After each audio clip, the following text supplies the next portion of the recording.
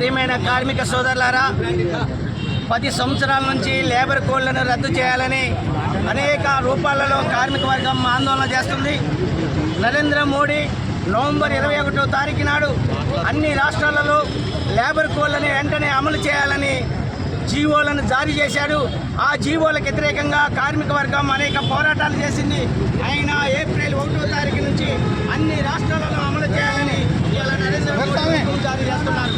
కార్మిక వర్గం తమ రక్తాన్ని చిందించి సాధించుకున్న చట్టాలను బడా పెట్టుబడిదారులకు అనుకూలంగా ఇలా ప్రభుత్వాలు కార్మిక వర్గాన్ని కట్టుబానిసలు చేయడానికి ఇలా ప్రయత్నం చేస్తుంది.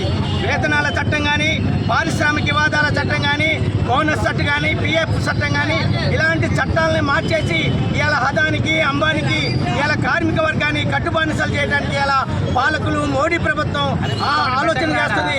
ఇప్పటికైనా తాను ప్రవేశపెట్టిన 4 లేబర్ కోడ్లను రద్దు చేయకపోతే భవిష్యత్తులో అన్ని కార్మిక సంఘాల ఆధ్వర్యంలో పెద్ద ఎత్తున ఆందోళన చేస్తామని మోడీ ప్రభుత్వాన్ని హెచ్చరిస్తున్నాం. కార్మిక సంఘాల ఐక్యత. ప్రియమైన కార్మిక సోదరులారా, 10 సంవత్సరాల నుంచి లేబర్ కోడ్లను రద్దు చేయాలని అనేక రూపాలలో కార్మిక వర్గం ఆందోళన చేస్తుంది.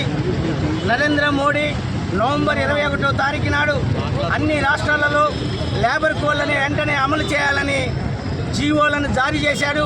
ఆ జీవోలకు వ్యతిరేకంగా కార్మిక వర్గం అనేక పోరాటాలు చేసింది.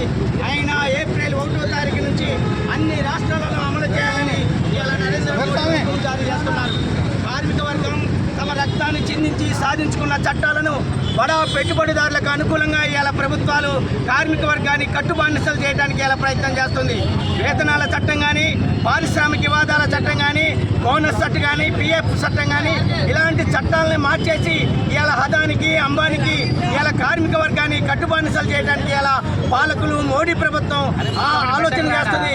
ఇప్పటికైనా తాను ప్రవేశపెట్టిన 4 లేబర్ కోడ్లను రద్దు చేయకపోతే భవిష్యత్తులో అన్ని కార్మిక సంఘాల ఆధ్వర్యంలో పెద్ద ఎత్తున ఆందోళన చేస్తామని మోడీ ప్రభుత్వాన్ని హెచ్చరిస్తున్నాం. కార్మిక సంఘాల ఐక్యత.